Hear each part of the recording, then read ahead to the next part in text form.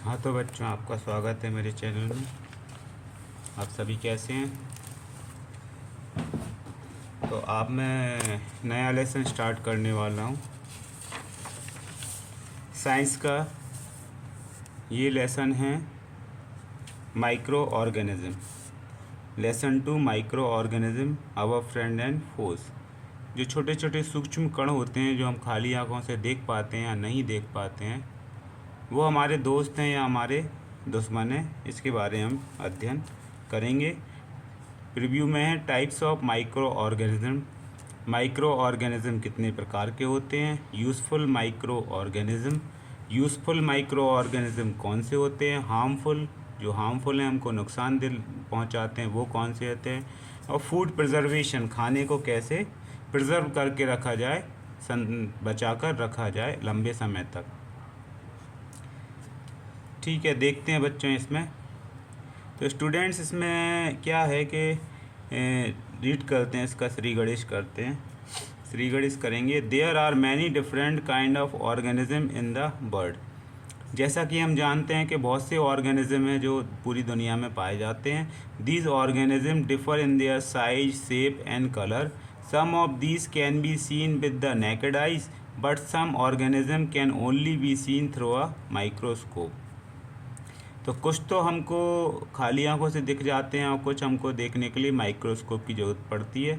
Organism का जो size होता है, शेप होता है और कलर होता है, अलग अलग होता है। The small organism that can be seen only through a microscope are known as microbes और माइक्रो ऑर्गेनिज्म। और वो छोटे छोटे कण जो हमको केवल माइक्रोस्कोप की सहायता से देख पाते हैं हम, जिनको उनको माइक्रो ऑर्गेनिज्म कहते हैं या माइक्रोब्स कहते हैं।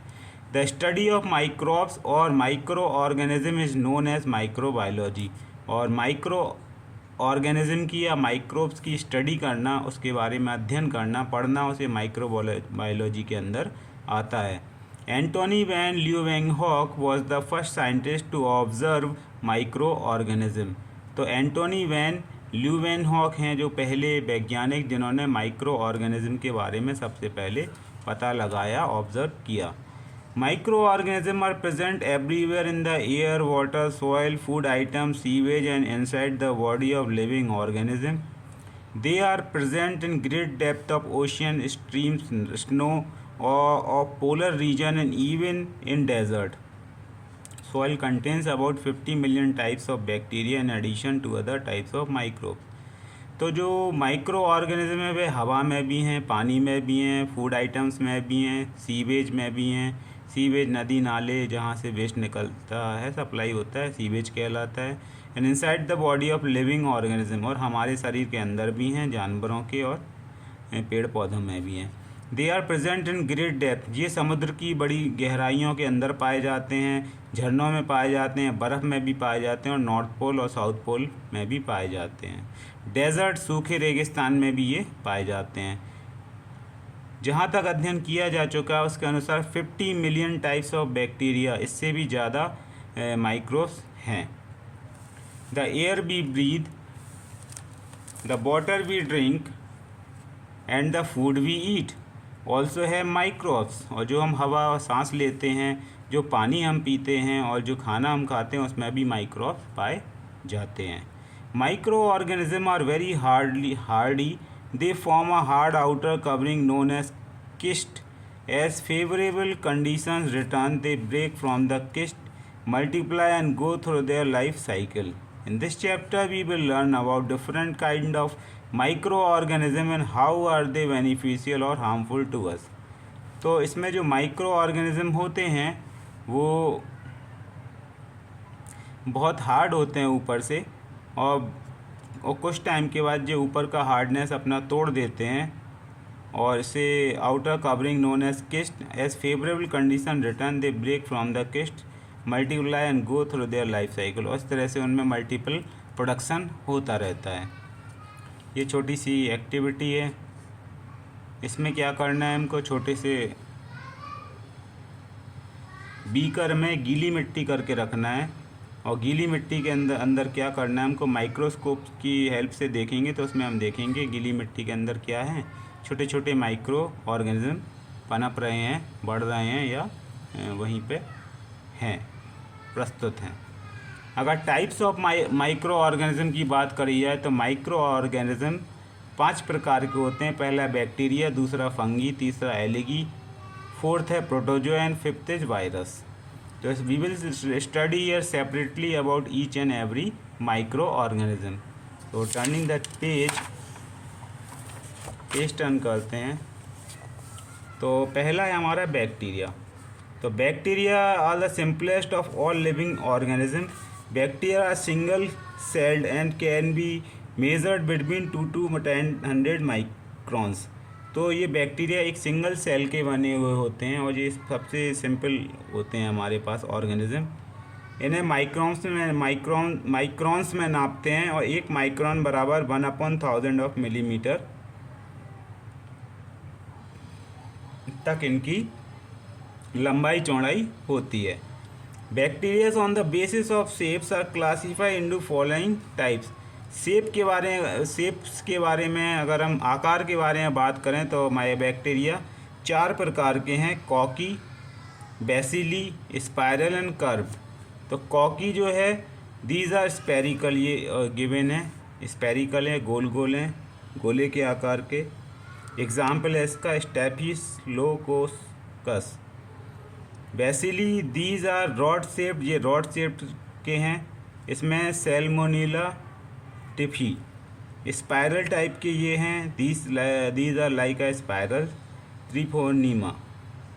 ये कर्व टाइप में, छोटे छोटे कर्व में, these are comma shape bacteria, जैसे हम कॉमा लगाते हैं ग्रामर में, Vibrio. Different types of bacteria given here. तो there are 1 crore bacteria present in a single drop of milk. अगर दूध की बात करें तो दूध की एक बूंद में कितने बैक्टीरिया पाए जाते हैं? 1 करोड़। दूसरा है फंगी। फंगी ऑर्गेनिज्म क्या होता है? Plant like organism that do not contain chlorophyll are called fungi. Fungi are unicellular or multicellular organism. Some fungi live on dead organism matter, they are known as saprozoic. Other types of fungi grow on living bodies, they are parasitic. तो यहाँ जो organism जो है जिनमें chlorophyll नहीं होता है, तो वो ऑर्गेनिज्म जिसमें क्लोरोफिल नहीं होता है उनको हम फंगी कहते हैं। और फंगी ये यूनिसेलुलर, 1 सेल के भी होते हैं, 2 सेल के भी, और मल्टी सेलुलर होते हैं। ये मरे हुए ऑर्गेनिज्म से भी बन जाते हैं, उनमें भी बनते हैं, जिन्हें हम सैप्रोजोइक कहते हैं। Other type of fungi grow on living bodies. और दूसरे फंगी हैं जो लिविंग बॉडीज़ पे पनप जाते हैं, पैदा हो जाते हैं। दे आर पैरासिटिक, इन्हें पैरासाइट्स कहते हैं, पैरासिटिक कहते हैं। आगे जाते हैं। नमः शिवाय। The body of most fungi are made up of cylinder. जय माता दी। ठीक है, आगे क्या होगा? जय माता दी। Bodies of most fungi are made up of cylinder thread like filaments called hyphae. A mass of hyphae is called mycelium. Fungi are mainly of the following 4 type. अगर फंगी की बात करें तो 4 प्रकार के होते हैं, yeast, mildew, moulds, mushroom. Yeast क्या हैं? They are unicellular, normally ovoid or spherical in shape. Example Candida and Saccharomyces. ठीक है, तो ये यीस्ट क्या दिया है? ये क्या होते हैं? यूनिसेलुलर होते हैं, normally ovoid or spherical in shape, मतलब पूर्ण रूप से ये स्पेरिकल नहीं होते हैं, थोड़ा अंडाकार होते हैं, कोई गोल टाइप्स के होते हैं। इसमें एग्जाम्पल है कैंडिडा और सैक्रोमाइसेस। इसके बाद है मिल्ड्यूज। मिल्ड्यूज क्या होते हैं? ये भी यूनिसेलुलर होते हैं। Some of them are parasitic on plants like potato, grapes, beets and rose. तो आपने देखा होगा पेड़ पौधों पे ऊपर ये वाइट टाइप की फंगस टाइप की आ जाती है, इसे मिल्ड्यू कहते हैं। मोल्ड्स क्या है? Molds are multi cellular fungi that form a network of hyphae on the substrate on which they grow. Example penicillium and aspergillus. ये इस तरह से इसमें क्या होता है? मोल्ड बन जाते हैं। ये जैसे संतरा वगैरह देर तक रखा रहे, टमाटर रखा रहे, या कोई भी फल या सब्जी रखी रहे, तो उसके ऊपर ऐसा ओस जैसी जमने लगती है, बर्फ़ की ओस जैसी, इसे माउल्ड कहते हैं। इसी प्रकार ये मशरूम होता है। Mushroom, these are also multi cellular. Mushroom are actually compose of thousand of interwoven hyphae. Example agaric. नमः शिवाय, नमः शिवाय, नमः शिवाय, नमः शिवाय। होते हैं आगेरिकस, आगेरिकस होते हैं, ठीक है, मशरूम। इसके बाद आता है हमारा लिंचेस। नेक्स्ट जो ऑर्गेनिज्म है वो लिंचेस है। लिंचेस are symbiotic organism in which fungi and algae both occur in close association. Algae synthesize food by photosynthesis, while fungi absorb water and minerals and also protect the algal part. They generally grow on the bark of trees or rocks. When lichens die, they are replaced by ferns and then by grasses. तो जो लिचेंस होते हैं, लिचेंस, ये symbiotic organism होते हैं जो fungi और algae दोनों का मिक्सचर होता है, एसोसिएशन होता है। Algae synthesize food by photosynthesis, while fungi absorb water and minerals and also protect the algal part. They generally grow on the bark of trees or rocks. When lichens die, they are replaced by ferns and then by grasses. इसके बाद आते हैं algae. Algae भी organism होते हैं। ये कैसे होते हैं? The word algae is derived from a Latin word alga meaning seaweeds. तो ये समुद्री खरपतवार, बीड्स को हम कहते हैं खरपतवार, ठीक है। अभी नेक्स्ट लेसन में ये बीड्स आ रहा था। बीड्स को हम क्या कहते हैं? खर पतवार, मतलब आलतू फालतू के पेड़ पौधे, जकड़ा झाड़ी वगैरह। जैसे आपने देखा होगा बेशरम के पौधे लगे होते हैं, ट्रेन से निकलोगे या क्या कहते हैं, बेशरम हो गया, एक फूल, जंगली फूल गोभी होता है छोटा छोटा, वो भी आपने देखा होगा। तो ये खरपतवार होते हैं। इनका यूज़ कुछ नहीं होता है। बहुत से लोग इन्हें सूख जाने पर तोड़ के अपने जलाने के लिए ले जाते हैं, लेकिन ज़्यादातर नहीं ले जाते हैं। तो सी वीड्स, ये समुद्री खरपतवार होते हैं। Algae are the most primitive and simple plant that contain chlorophyll. हाँ, ये ऑर्गेनिज्म होते हैं, इनके अंदर क्लोरोफिल पाया जाता है। तो they made their own food with the help of photosynthesis. तो ये अपना खाना बना लेते हैं फोटोसिंथेसिस की हेल्प से, ठीक है। Algae live in moist place and therefore also called the grass of water, ठीक है। अब ये क्या है, मॉइस्ट प्लेस पे रहते हैं, जैसे काई वगैरह रहती, काई जम जाती है पानी के किनारे, इसीलिए इनको पानी की क्या कहा जाता है? पानी की घास कहा जाता है। They are found in lake, ditches, ponds, bark of trees और rocks at the river bank and in stagnant water. तो जहाँ कहीं पानी देर तक रुका हुआ होता है वहाँ पे ये पैदा हो जाते हैं। The size of algae varies from 1 micron from microscopic algae to several meters for seaweeds. The algae may be unicellular or multicellular. Chlamydomonas is a unicellular algae. Some multicellular example of algae are Volvox and Spirogyra. So Spirogyra and Volvox are the multicellular organism of algae. So these can be classified as green algae, red algae, brown algae and blue-green algae based on types of pigment they contain. And diatoms are also a type of algae. So these are the images of the different types of algae. This is green algae. यहाँ लंबे लंबे strip type के given है। Red algae ये है, ये डायटोम है, ये अशोक चक्र जैसा दिखाई दे रहा है। और ब्लू ग्रीन, अंदर ब्लू है, यहाँ ग्रीन है, ये ब्राउन एलगी है। तो these are different types of algae जो पानी के किनारे किनारे जम जाते हैं, पैदा हो जाते हैं। यहाँ एक्टिविटी है, moisten a slice of bread and place it on a plate in a warm place. Carefully observe the changes on the slice after some day. This is the bread mould. Examine the mycelium Under a microscope you can observe hyphae and Spirogyra on it. ऐसे हम bread को अगर कई time के लिए छोड़ दें, उसे उसके ऑब्ज़र्व करें और माइक्रोस्कोप की हेल्प से देखें तो उस पर कौन से एलगी आ जाते हैं? हाइपी और स्पोरेंजिया, ये इस टाइप की आ जाती है। इसके बाद है facts to know. Mushroom like amanita verna and amanita muscaria are highly poisonous. तो ये मशरूम के ये दो होते हैं, ये काफ़ी जहरीले होते हैं। In India curry powder is obtain from a lichen parmelia. और करी पाउडर हमारे यहाँ इंडिया में किससे बनाया जाता है? Obtain from lichen parmelia. Lichen umbilicaria is delicious food in Japan. और जापान में इसको एक डिलीशियस फूड के रूप में खाया जाता है, इसका एलिगी जो होता है। इसके बाद आता है नेक्स्ट ऑर्गेनिज्म प्रोटोजोआन। प्रोटोजोआन के अंतर्गत आता है protozoa. Protozoa are considered to be the most primitive living organism.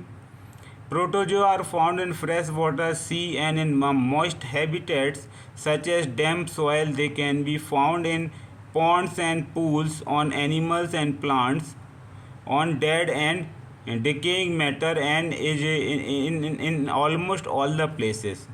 तो प्रोटोजोआ जो हैं वो कहाँ पर पाए जाते हैं?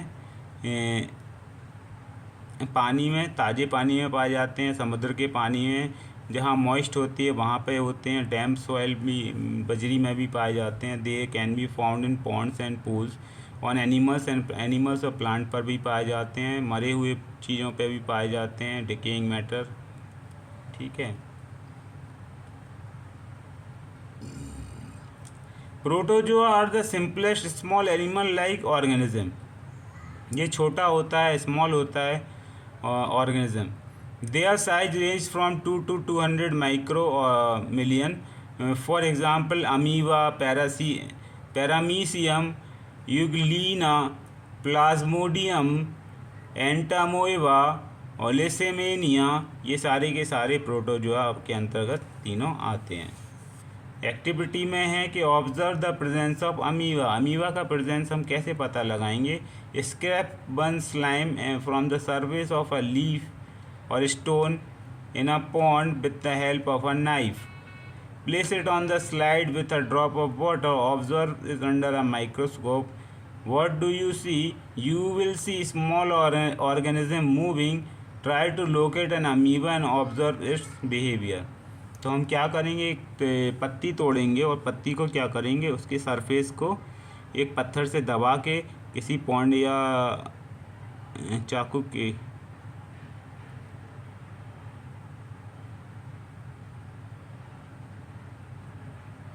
तो हम पत्ती के ऊपर से चक्कू की सहायता से एक ऊपर की पतली झिल्ली उसकी निकाल लेंगे और उसे पत्थर से दबा के सरफेस ऑफ अ लीफ और स्टोन, तो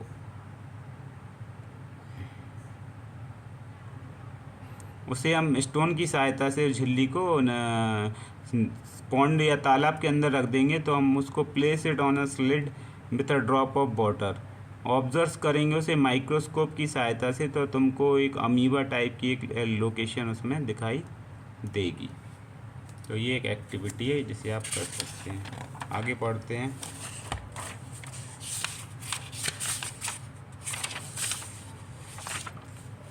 ठीक है। इसके बाद नेक्स्ट ऑर्गेनिज्म आता है वायरसेस। तो वायरस के बारे में हम जानते हैं, जैसे अभी का कोरोना वायरस है, चिकनगुनिया टाइप्स, ये सब काफ़ी थे। इसमें क्या दिया हुआ देखते हैं। Viruses are ultra microscopic and the smallest microorganism. They are the simplest form of life known to science and are a puzzle to biologists because they show some characteristics of the living and some of non-living matters. They grow and multiply only inside living cells of plants and animals. All known viruses are pathogenic, able to cause disease in plants, animals and human beings. The virus which affect bacteria is called bacteriophage. तो ये virus होते हैं, जो और भी छोटे होते हैं। ठीक है, ये अल्ट्रा माइक्रोस्कोपिक होते हैं, बहुत छोटे होते हैं। They are the simplest form of the life known to science and the puzzle to the biologist. मतलब ये हमेशा वैज्ञानिकों के लिए एक पहेली टाइप के होते हैं, क्योंकि ये बिहेवियर में बहुत जल्दी परिवर्तन करके दिखाते हैं। They show some characteristic of the living and some of the non living matter. तो ये कुछ लिविंग और कुछ नॉन लिविंग मैटर का दोनों का बिहेवियर प्रेजेंट करते हैं। They grow and multiply only inside living cell और ऑफ प्लांट्स एंड एनिमल्स। तो ये जो है इनको, ये मरे पे नहीं पैदा होते हैं, ये जीवित प्लांट्स है या एनिमल है उस पर ये पनपते हैं। All known viruses are pathogenic able to cause disease, सारे के सारे वायरस हमको बीमार करने के लिए काफ़ी हैं, प्लांट्स को, एनिमल्स को या ह्यूमन को। The virus which affect bacteria is called bacteriophage, और जो वायरस बैक्टीरिया को अफेक्ट कर देते हैं उन्हें बैक्टीरियोफेज कहते हैं। Different type of virus image दिए, नाम इसमें नहीं दिया है, ठीक है। तो ये शायद कोरोना वायरस इसी टाइप का था हमारा, कोरोना के बारे में आप जानते हैं, उसे उसका वैक्सीन बनाने में बहुत टाइम लग गया था, ठीक है। इसके लिए आप कोरोना के बारे में पता कर लीजिए, पढ़ लीजिए उसको थोड़ा सा। फैक्ट्स टू नो हैं, fungi grown on clothes and shoes etc during the rainy season, you can see them as grease patches on this item. हाँ, सर्दियों में, बरसात में आपने देखा होगा, बरसात में जूते चप्पल पे क्या आ जाता है, कपड़ों पे एक फंगी टाइप का आ जाता है अगर देर तक हम उस कपड़े को धोएं नहीं, सुखाएं नहीं। Virus can be store on crystals, crystals पे भी आ जाते हैं, बर्तनों पे। Scientist have succeeded in creating a single computer using bacteria. This bacteria compound was successful in solving a classical mathematical puzzle called the burnt pancake problem. इसी प्रकार साइंटिस्टों ने क्या किया, एक सिंगल कंप्यूटर यूज़ करके एक बैक्टीरिया को बनाया है। This bacteria compound was successful in solving a classical mathematical puzzle. तो इससे बैक्टीरिया ने क्लासिकल मैथमेटिक पजल को भी सॉल्व करके दिखाया है, जिसे बर्न्ड पैनकेक प्रॉब्लम कहते हैं। फॉर्मेटिव असेसमेंट में क्वेश्चन है, what are micro organism, name some common viruses, where the algae found, write the basic difference between algae and fungi. आगे जाते हैं। दूसरा है यूज़फुल माइक्रो ऑर्गेनिज्म, कौन से माइक्रो ऑर्गेनिज्म हमारे लिए फ़ायदेमंद हैं, हमको क्या करते हैं, नुकसान नहीं पहुंचाते हैं। Although microorganism are very tiny creature but they are all useful to us in many ways, these are use by human being for different purposes, some important use of microorganism are discuss below. तो ये size में बहुत ही महीन होते हैं, छोटे होते हैं, लेकिन फिर भी हमारे लिए क्या होते हैं, यूज़फुल होते हैं, इम्पोर्टेंट होते हैं। तो इनका उपयोग हम अपनी ज़रूरत के हिसाब से कहीं ना कहीं करते रहते हैं। For making food item, food item बनाने में कैसे हेल्प करते हैं, microbes are very useful in making a curd, cheese, paneer, bread and many other food item. तो इससे दही, मक्खन और पनीर टाइप ये ब्रेड बनाई जाती है। All these food items are based on the process of fermentation, तो ये सारे के सारे फर्मेंटेशन प्रोसेस से बनाए जाते हैं। Fermentation is the process of the conversion of the sugar into an acid or an alcohol by the action of microorganism. Activity ये 4 है एक। इस एक्टिविटी में क्या करना है, take some sugar water, a balloon, empty plastic bottle and some yeast cell, mix sugar and yeast cell in water in a bowl thoroughly, pour sugar and yeast cell in the water in a bowl thoroughly, pour this mixture into the plastic bottle and blow the balloon and deflate it 3-4 times. Now fix it on the mouth of the bottle containing solution. The volume of mixture kept in bottle increased due to the formation of gas. The balloon inflates due to the rise in volume. You can also smell alcohol from the mixture inside the bottle. Pass the gas form inside the bottle into a test tube containing lime water.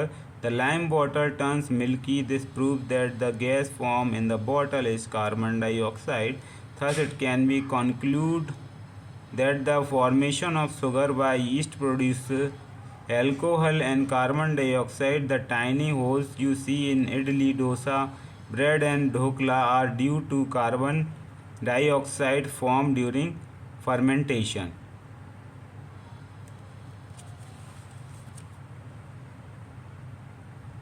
तो ये जो activity है इसमें क्या करेंगे, हम कुछ चीनी लेंगे, पानी लेंगे और एक बैलून लेंगे और इसको एम्प्टी बोतल के अंदर भर देंगे।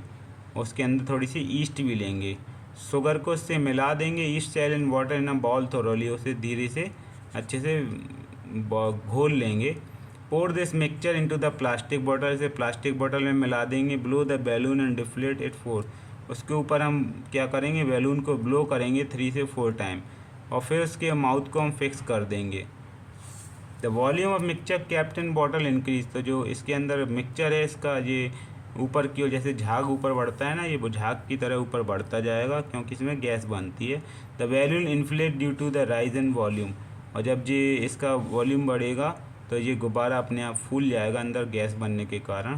पास the gas form inside the bottle into a test tube containing lime water, the lime water turn milky. इसी प्रकार हम इसे जो वॉल्यूम के अंदर गैस आ गई, अगर इसे हम लाइम वाटर के ऊपर छोड़ेंगे तो लाइम वाटर कैसा हो जाएगा, मिल्की हो जाएगा, दूधिया हो जाएगा। This prove that the gas form in the bottle is carbon dioxide, तो ये सिद्ध कर देगा कि जो बॉटल के अंदर गैस बन रही है वो कार्बन डाइऑक्साइड है। Thus it can be concluded that the formation of sugar by yeast produce alcohol and carbon dioxide. The tiny holes you see in idli, dosa, bread and dhokla are due to the carbon dioxide formed during fermentation. तो इसी प्रकार जब आपने idli, dosa, bread वगैरह, ढोकला देखा होगा खाते समय, तो उनमें होल होते हैं छोटे छोटे, वो इसलिए होते हैं क्योंकि इसके अंदर से कार्बन डाइऑक्साइड निकल जाती है फर्मेंटेशन के थ्रू। ठीक है, तो ये आपका एक एक्टिविटी नंबर 4 हो गया। इसके बाद हम देखते हैं example of food item made by using microbes.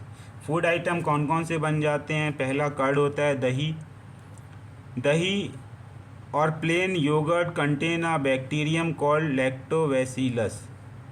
तो इसके अंदर एक लैक्टोबैसिलस नाम का बैक्टीरिया होता है जो एक के बाद 2, 3, 4, 5 मल्टीपल टाइप से प्रोड्यूस करता है। It causes the formation of curd. The bacteria multiply at hot milk and convert it into curd after 4-5 hours.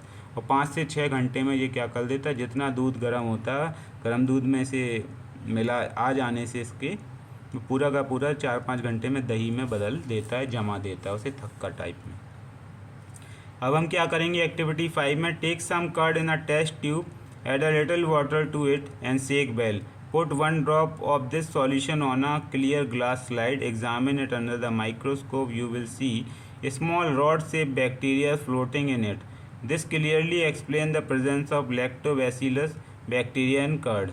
तो हम थोड़ा सा दही लेंगे टेस्ट ट्यूब बेबी के टेस्ट ट्यूब के अंदर। ठीक है, उस टेस्ट ट्यूब के अंदर हम थोड़ा सा लेंगे, add a little water to it and shake well. उसके अंदर थोड़ा सा वाटर मिला के ऐसे ऐसे उस टेस्ट ट्यूब को हिला लेंगे। Put 1 drop of this solution on a clear glass, और एक साफ स्लाइड पर क्या करेंगे, इसकी एक बूंद ले लेंगे और इसे माइक्रोस्कोप की सहायता से देखेंगे तो उसमें हमको रॉड शेप के बैक्टीरिया नज़र आएंगे।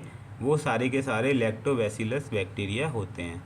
चीज़ and paneer are milk products prepared by using the bacteria lactobacillus and Streptococcus. The different varieties of cheese can be made by using different kinds of bacteria. Some fungi like Aspergillus and Penicillium are added to cheese to give a special flavor. और चीज़ वगैरह को बनाने में special flavour डालने में हम ये aspergillus और पेनिसिलियम नाम का फंगी इस्तेमाल करते हैं। इन ब्रेड मेकिंग, ब्रेड बनाने में क्या होता है, in bread making a fungus called yeast is added to the uncooked dough and to make it rise. The dough rises due to the production of carbon dioxide because of the respiration of yeast in the dough. The bread can now be baked. Heat और baking removes carbon dioxide making the bread porous and soft. तो bread में आपने देखा होगा, bread में छोटे छोटे whole होते हैं क्योंकि उसमें कार्बन डाइऑक्साइड होकर निकलती है। उसकी डो को हम कुछ घंटों के लिए छोड़ देते हैं तो धीरे धीरे करके वो बढ़ने लगता है डो, और उसी के अंदर कार्बन डाइऑक्साइड रहती है तो वो होल बना देती है। The common food dishes like idli, dosa are also prepared by the action of yeast cell. The mixture of ground rice and dal is allowed to stand for a few hours. This mixture rises and become sold due to the growth of yeast cell. A popular dish of Gujarat called dhokla also need the action of yeast cell to make the mixture soft and fluffy. तो जो हमारा ढोकला है गुजराती व्यंजन, ये भी हमारा किससे बना है, इसी टाइप के बैक्टीरिया से बनता है, क्योंकि इसमें कार्बन डाइऑक्साइड होकर निकल जाती है। तो common food dishes idli, dosa, इसमें भी ईस्ट होता है। The mixture of ground rice and the dal is allowed to the stand for a few hours. The mixture rises and become sour due to the growth of yeast and cell. तो जो खट्टा जो हमारा सांभर होता है खट्टा बन जाता है क्योंकि इसमें ईस्ट सेल आ जाते हैं। एक्टिविटी 6 क्या है? Take some baker's yeast and put a little on it in a warm sugar solution, leave it undisturbed for 2 to 3 hours, put one drop on a clean slide and examine the fluid under the microscope, you will see the budding of yeast cell। तो हम क्या करेंगे, एक baker से हम east लेके आएंगे थोड़ी सी, और उसके ऊपर उसे गरम चीनी के साथ घोल बनाएंगे उसका, और उसे 2 से 3 घंटे तक हम अनडिस्टर्ब छोड़ देंगे। Put one drop of clean slide and examine, और जब उसके अंदर से हम एक स्लाइड के ऊपर उसको एक बूंद लेंगे, एग्जामिन करेंगे उसे, fluid under the microscope, you will see the budding of yeast cell. तो ये ईस्ट सेल की बर्डिंग इसमें एक के बाद एक कड़ियों के रूप में ये बढ़ते जाते हैं चेन मेथड के अकॉर्डिंग। ठीक है बच्चों, इतना समझ में आ गया। अब हम देखते हैं एक्टिविटी नंबर 7। एक्टिविटी नंबर 7 क्या कहती है कि to show fermentation of dough containing yeast. तो ये हम एक फर्मेंटेशन रिप्रेजेंट कर रहे हैं इसमें, जो of dough containing yeast. Material fine flour of wheat, आटा लेंगे हम, गर्म पानी लेंगे, डो एपरेटस सो बिलो, ये एपरेटस बना हुआ है, sorry. Meant some wheat flour with warm water, थोड़ा सा हम क्या कर लेंगे, ये आटे को गूँथ लेंगे गर्म पानी में, गुनगुने पानी में, and little of yeast with it and mix well, और इसके अंदर थोड़ी सी ईस्ट भी मिला देंगे। Put the dough in the wide mouthed glass pot, जैसे इस तरह से ग्लास पॉट में रख देंगे। Fit the apparatus as shown, इस तरह से फिट कर देंगे।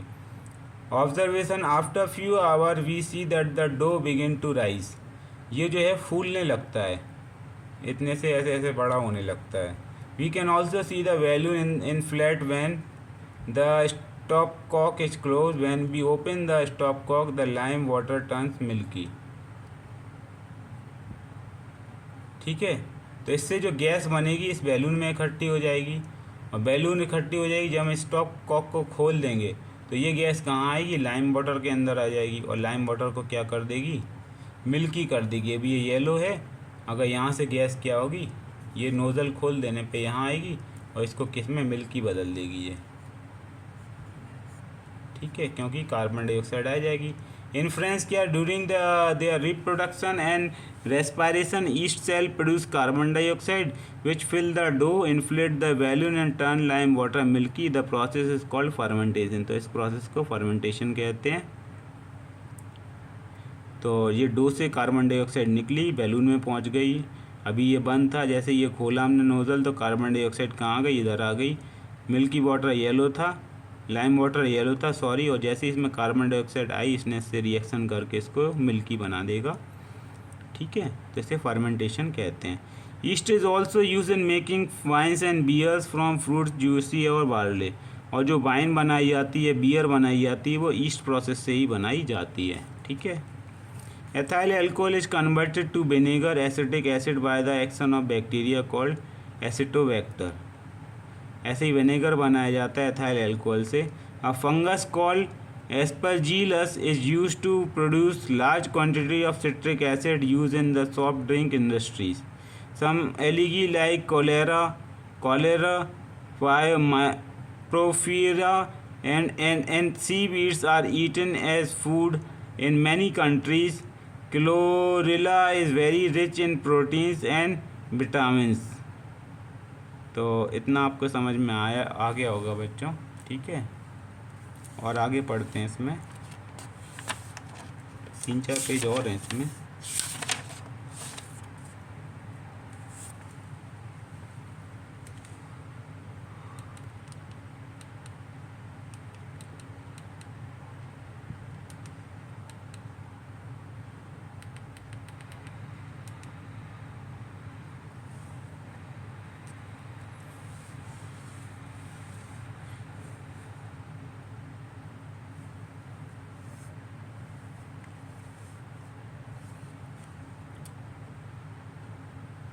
A fungus called Aspergillus is used to produce large quantity of citric acid used in the soft drink industry.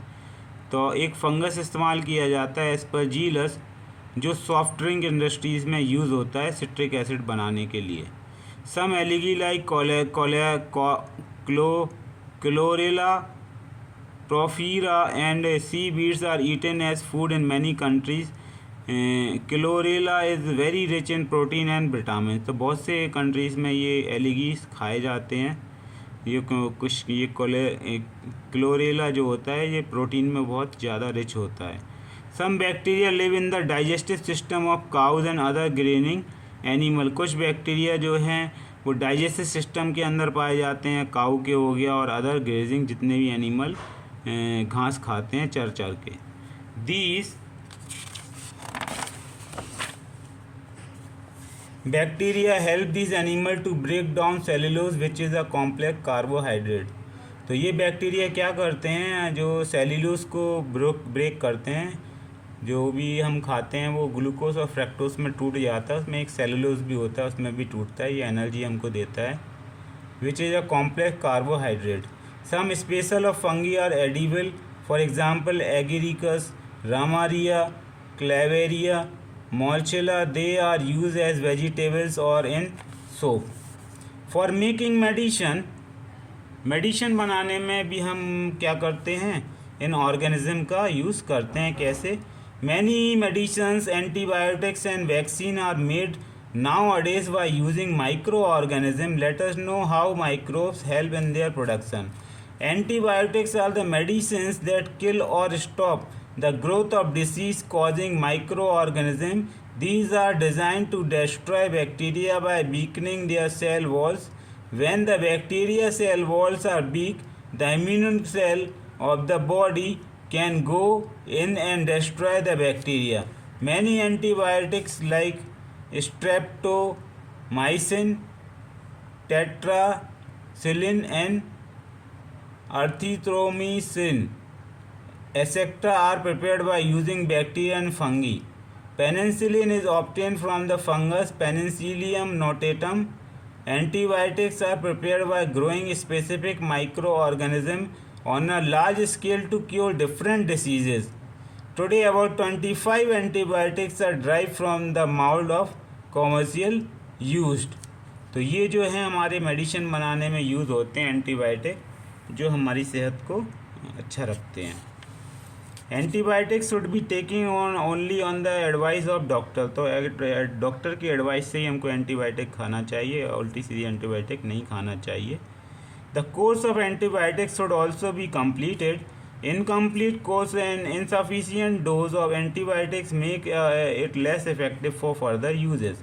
When a disease-carrying microbes enter the host body, the body produces antibodies to fight the invader. The body also remembers the identity of microbes and fight against that microbes.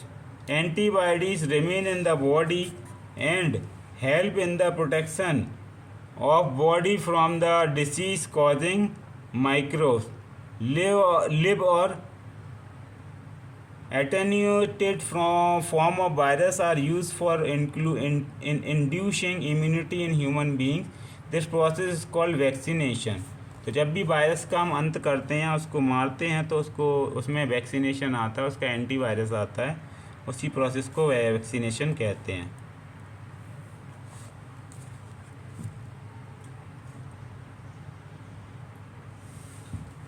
ठीक है बच्चों, इतना हो गया. तो students आगे क्या होगा, fungi like yeast is use to the preparation of medicine like vitamin B complex. Bacteria are also use to produce insulin hormones use to treat diabetes. इसी प्रकार बैक्टीरिया इंसुलिन बनाने में भी हेल्प होते हैं. जो डायबिटीज़ शुगर वाले patient होते हैं उनके हार्मोन्स बनाते हैं. Vaccine for smallpox disease was discovered by Edward Jenner in 1798. After worldwide vaccination against this disease, it is finally eradicated from most part of the world. तो पहले जो ज़्यादातर लोग कहते थे माता आ गई, छोटे छोटे चिकन पॉक्स टाइप के आते थे, दाने आ जाते शरीर पे. तो इसकी सबसे पहले इसको स्मॉल पॉक्स डिसीज़ कहा जाता था. इसे एडवर्ड जेनर ने